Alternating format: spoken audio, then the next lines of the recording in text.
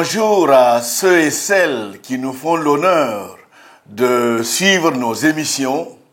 C'est toujours un réel plaisir de vous retrouver et la thématique d'aujourd'hui concerne l'importance de la croissance spirituelle avec un sous-thème qui touche aux effets secondaires de l'absence de cette croissance.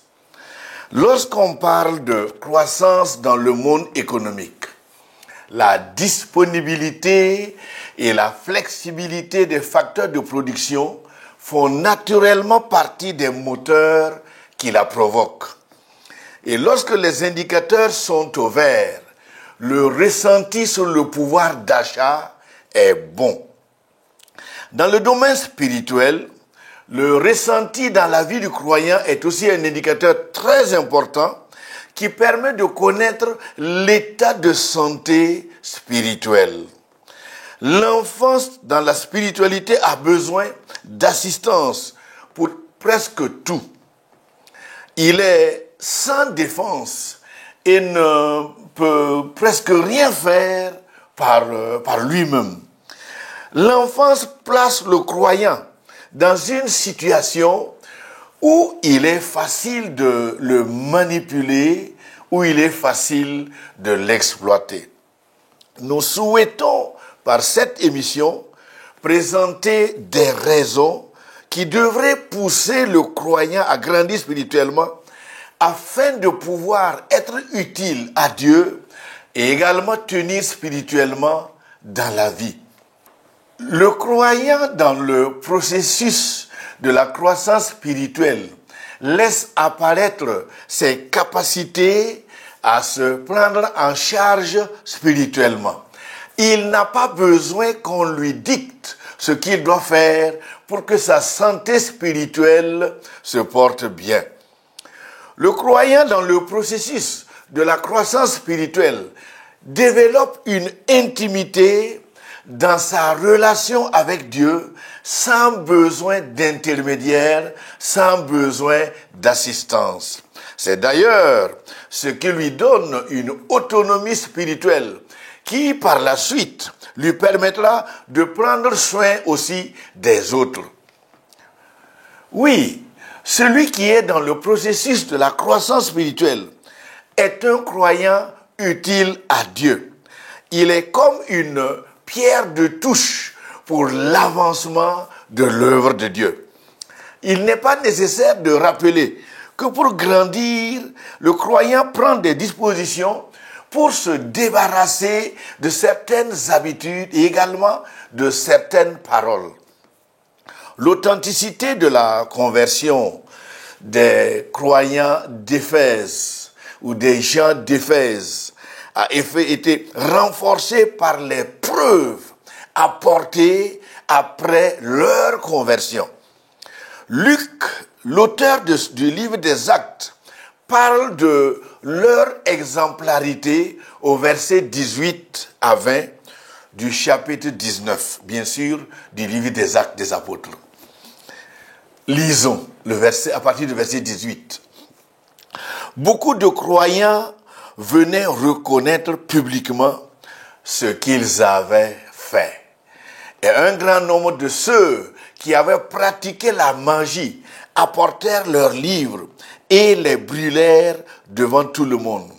On estima la valeur à 50 000 pièces d'argent. C'est ainsi que la parole du Seigneur se propageait et gagnait en puissance.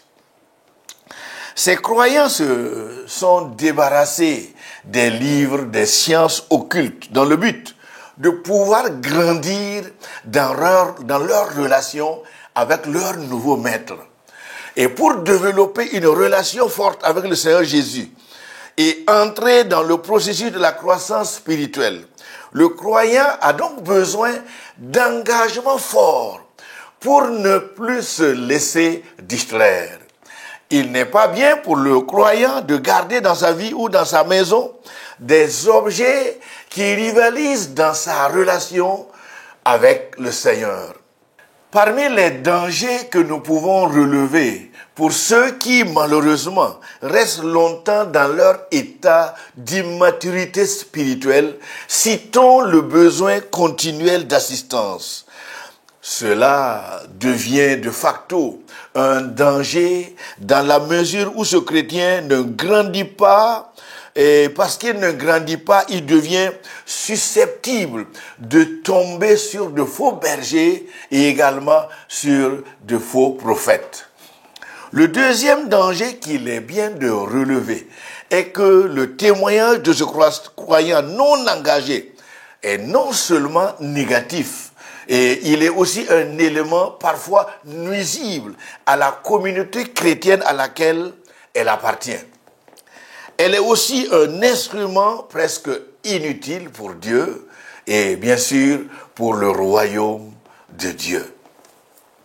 Le troisième danger auquel ce croyant non engagé est exposé est que l'absence de croissance l'expose à des dangers spirituels de tous ordres. Parce que son engagement n'est pas authentique. Il ne peut pas donner l'exemple par un comportement exemplaire. Parcourons un peu la pensée de quelques auteurs sur ce sujet. Donald J. est l'un des auteurs prolifiques de par le nombre de ses ouvrages. Mais le plus remarquable de ses livres, c'est l'importance sur la qualité et la consistance de la foi du chrétien que ses écrits présentent. En parcourant son livre intitulé « Après le baptême dans le Saint-Esprit », Donald J. touche aux aspects sensibles du problème de l'immaturité des chrétiens. Il note avec satisfaction la forte croissance numérique des chrétiens qui sont remplis du Saint-Esprit. Mais en revanche, il déplore dans ses écrits aussi l'immaturité qui les caractérise. Même si leur baptême est authentique, le danger survient quand le premier élan est émoussé. Ce danger s'aggrave lorsque ce croyant néglige la communion continuelle avec son Seigneur. Le croyant doit donc beaucoup se méfier de la mondanité rampante et qui menace. Il y a beaucoup de choses dans le monde qui nous environnent que l'on peut ne pas les nommer comme étant un péché ou des péchés, mais elles peuvent devenir facilement des péchés si l'on ne prend garde. Donald J. est l'un des auteurs qui s'est démarqué de ceux qui ont opté pour la démarche diplomatique et indirecte, en abordant surtout la problématique d'absence de sainteté et des caractéristiques du fruit du Saint-Esprit, comme l'amour, le pardon. L'auteur pointe du doigt les faiblesses des chrétiens qui se disent être remplis du Saint-Esprit. Bien qu'ils soient favorables au baptême du Saint-Esprit, ils s'étonnent de voir l'étalage ou bien les étalages que font certains croyants dans les manifestations des dons spirituels sans expression du fruit de l'esprit. Voici un élément qu'il a relevé. Et nous savons tous que dans le fruit de l'esprit, il y a l'amour, le pardon et tout ce qui fait partie de ce fruit. Pourquoi exprimer avec fierté les preuves de son baptême dans le Saint-Esprit sans cependant être capable d'exprimer ou d'exhiber aussi ses fruits? C'est pourquoi l'auteur n'a pas mâché ses mots pour souligner que le plus grand ennemi du christianisme ne se trouve pas en dehors du mouvement, mais en son propre sein. Le roi Saül est une image typique de ces sortes de chrétiens qui, bien sûr, entretiennent de mauvaises relations avec Dieu. Pour Saül, bien que sa relation avec Dieu ne soit pas au beau fixe, nous avons vu dans l'Ancien Testament qu'il a prophétisé. Samuel est l'auteur qui rapporte ces faits du verset 19 à 24 du chapitre 19 de son premier livre. Et il est bien pour nous de prendre connaissance de ces informations en lisant. Allons-y. On le rapporta à Saül en disant, « Voici, David est à Najot près de Rama. » Saül envoya des gens pour prendre David. Ils virent une assemblée de prophètes qui prophétisaient ayant Samuel à leur tête. L'Esprit de Dieu saisit les envoyés de Saül. Ils se mirent aussi à prophétiser eux-mêmes. Alors Saül alla lui-même à Rama. L'Esprit de Dieu fut aussi sur lui. Et Saül continua son chemin en prophétisant jusqu'à son arrivée à Najot, près de Rama. Il ôta ses vêtements et il prophétisa aussi devant Samuel. Et il se jeta par terre nu, tout ce jour-là et toute la nuit. C'est pourquoi l'on dit, Saül est-il aussi parmi les prophètes? Selon son interprétation sur le vécu de Saül, Donald J.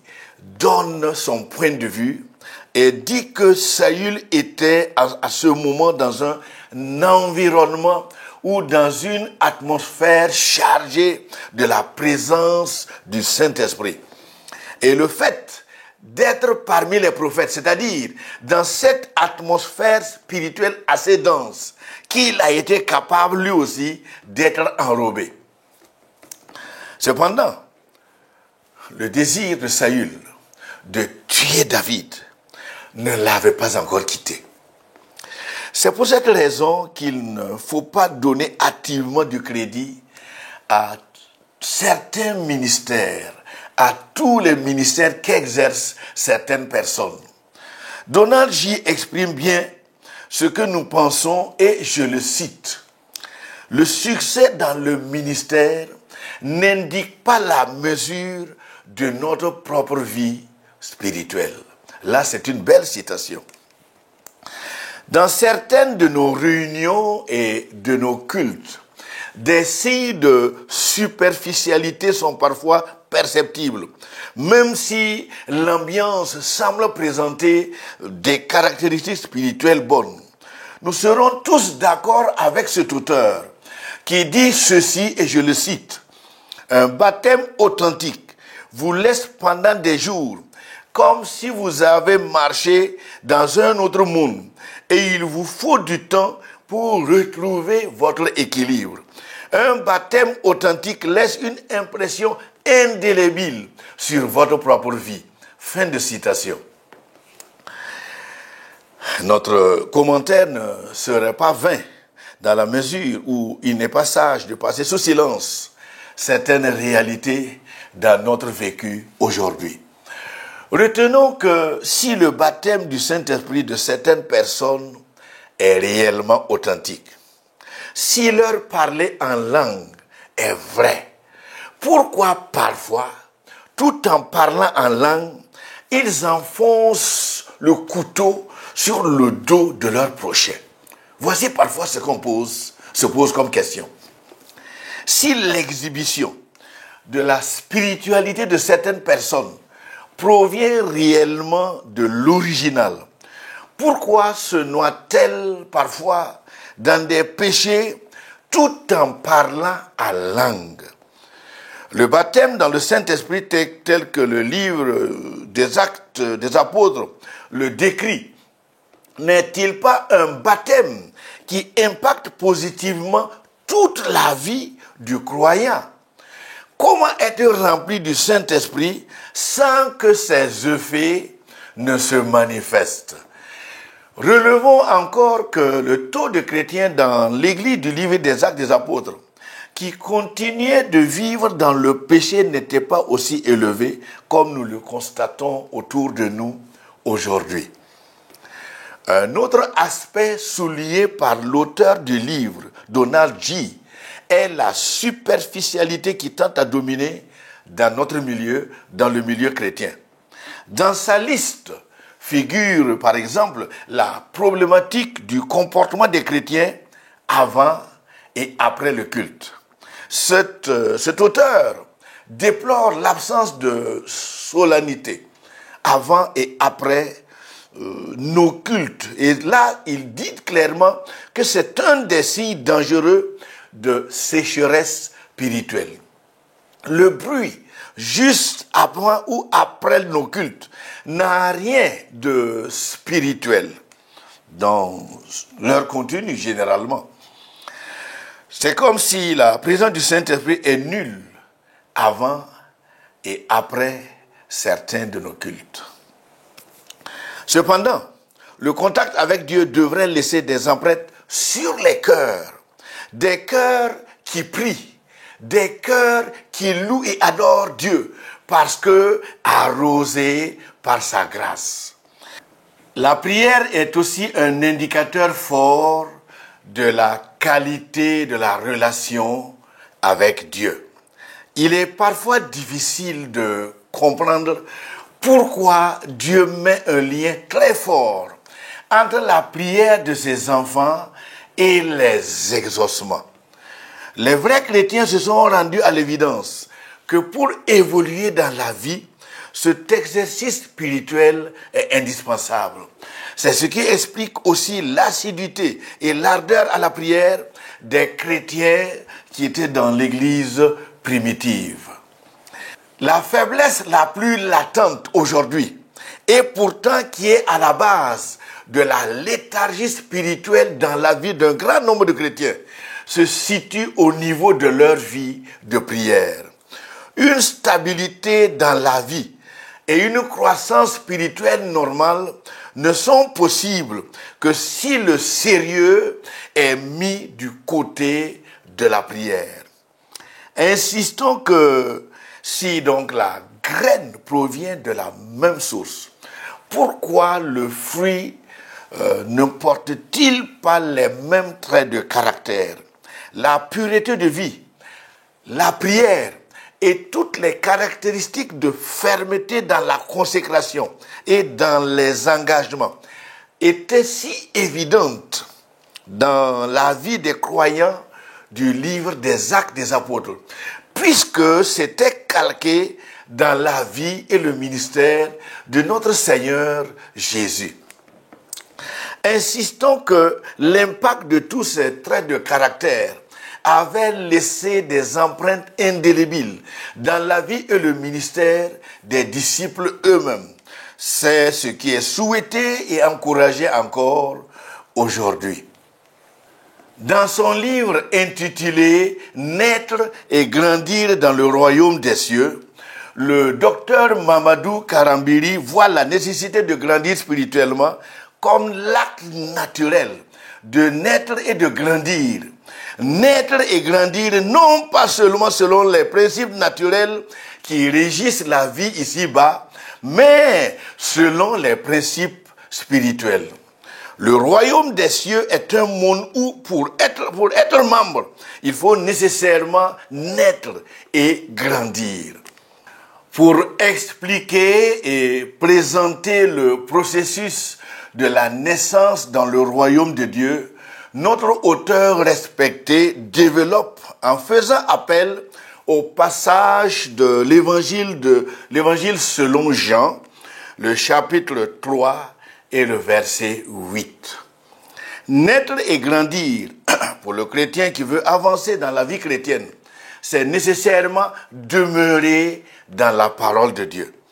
Le même auteur touche un aspect sensible de la vie de l'Église d'aujourd'hui en pointant du doigt la problématique des chrétiens de nom qui gonflent malheureusement les effectifs des églises et qui, conséquemment, ne produisent pas de fruits dignes de la repentance. Je le cite. Les églises sont remplies de chrétiens qui sont simplement pardonnés et leur vie n'est pas changée. Fin de citation. La vie de sainteté, la vie d'amour, La langue transformée devrait être la résultante de la croissance spirituelle des citoyens du royaume de Dieu. Voilà ce qui est attendu d'un croyant. Passons encore en revue la pensée de Rick Howard sur le besoin de grandir. Rick Howard est aussi un auteur respecté à Global University. Dans le manuel d'enseignement dont il est l'auteur, Howard, que je vais paraphraser, dit que la maturité chrétienne ne fait jamais cavalier seul. Personne ne peut trouver une entière satisfaction à son besoin de croissance s'il ne marche pas de manière fidèle avec Dieu. Cet auteur renchérit ses propres propos et dit, lisons, « La personnalité humaine ne peut pleinement pas se développer que dans une relation qui plaît à Dieu. Aussi longtemps que l'homme reste loin de Dieu, son désir de croissance spirituelle ne sera jamais assouvi. » Fin de citation. Écoutez, le besoin de grandir est, selon lui, un besoin inhérent à tout être humain. C'est une qualité qui devient un désir divin lorsqu'il cadre ses désirs avec la croissance spirituelle. L'important dans la croissance, c'est que l'on grandisse pour ne plus avoir un comportement enfantin. En grandissant, la capacité de jugement de chaque personne se développe et cela lui permet de faire la différence entre le bien et le mal. Il nous est possible de reconnaître que le sujet qui est développé par Howard vient à point nommé parce que le vécu d'un grand nombre de chrétiens présente aujourd'hui beaucoup de signes de faiblesse. Une apathie sévère commence à caractériser plusieurs croyants et cela est renforcé probablement par deux faits. Le premier peut être classé dans le lot de l'ignorance du besoin de grandir. Tandis que dans le cas du second, on peut le classer dans le lot de l'absence du besoin de grandir. Nous pensons que la première hypothèse semble la plus plausible. Et c'est ce qui explique les efforts fournis dans notre travail pour diffuser ces émissions dans le but d'encourager les décideurs en poste dans les ambassades du royaume de Dieu en faveur, bien sûr, de la croissance spirituelle. Avant de conclure notre émission, voyons ce que dit Richard Foster sur le processus de la croissance spirituelle dans son livre intitulé « La célébration de la formation ». Richard regroupe les disciplines de la croissance spirituelle en trois catégories. Le premier concerne les disciplines intérieures qui sont la méditation, la prière, le jeûne et l'étude de la parole de Dieu. Et en deuxième position, ce sont les disciplines extérieures qui sont la simplicité, la solitude, la soumission et le service. Ajoutons que ce qui peut venir en troisième position concerne les disciplines collectives qui sont la confession, la louange, la direction et la célébration de la gloire de notre Dieu. À côté de Richard, qui caractérise ces disciplines en trois, Dallas Willard les subdivise en deux. Pour cet auteur, la première catégorie concerne les disciplines d'abstention qui sont la solitude, le silence, le jeûne, l'économie, la chasteté, les secrets et le sacrifice. Et pour lui, la deuxième concerne les disciplines de l'engagement, l'étude, la louange, la célébration, le service, la prière, la communion fraternelle, la confession et enfin la soumission.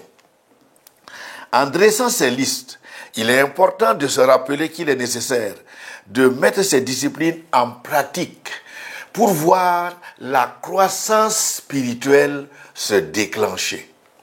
En résumé, nous pouvons dire que les foreuses les plus importantes, c'est-à-dire ce qui permet de percer en profondeur, sont la prière, le jeûne, l'étude biblique, la louange et la méditation de la parole de Dieu. En conclusion, disons que nombreuses sont les raisons qui devraient pousser le croyant à avoir le désir de grandir spirituellement, pouvoir vivre pleinement et expérimenter ce que dit le psalmiste au psaume 23 est encore possible aujourd'hui. Sont-ils nombreux aujourd'hui les croyants qui peuvent présenter des signes de bonheur dans leur expérience quotidienne avec Dieu? Et pourtant, bien que la vie soit jalonnée de zones de turbulence, nos contemporains ne doivent pas se contenter des vocables bibliques seulement, des vocables positifs exprimés à longueur de journée, sans aussi expérimenter ce que dit réellement la parole de Dieu. Le bonheur et la joie font partie des effets secondaires de la croissance spirituelle. Et il est bien de se rendre à l'évidence qu'ils sont à portée de main. D'ailleurs, ceux qui les expérimentent aujourd'hui ne diront pas le contraire. L'absence de bonheur dans la vie de plusieurs personnes signale la présence d'une sécheresse spirituelle aggravée. Et cette sécheresse spirituelle est le vecteur qui engendre malheureusement les expériences de stérilité spirituelle aussi. À la lumière de la parole de Dieu, le potentiel spirituel placé par Dieu en chaque individu est cependant toujours disponible. Mais le problème, c'est qu'il ne s'active que lorsqu'il est bien arrosé par la parole de Dieu et par la prière. Retenons aussi qu'il n'est pas bien de manifester partout les dons spirituels et malheureusement laisser apparaître des fruits contraires. Si ce qui nous habite ou vous habite est le Saint-Esprit authentique, le produit de nos pensées et de nos actions devrait aussi manifester les éléments de ces fruits détaillés par l'apôtre Paul dans Galates chapitre 5 et à partir du verset 22. C'est dans ce texte que l'on voit les preuves qui permettent de dire que le croyant est effectivement habité par l'Esprit de Dieu. Il n'est pas normal que dans ce pentecôtisme prôné avec fierté, on ne voit pas aussi se manifester la paix, l'amour, la bonté et la patience. Bon courage et que la croissance spirituelle soit désormais l'objectif visé par chacun pour que les effets secondaires négatifs ne se manifestent plus. À bientôt.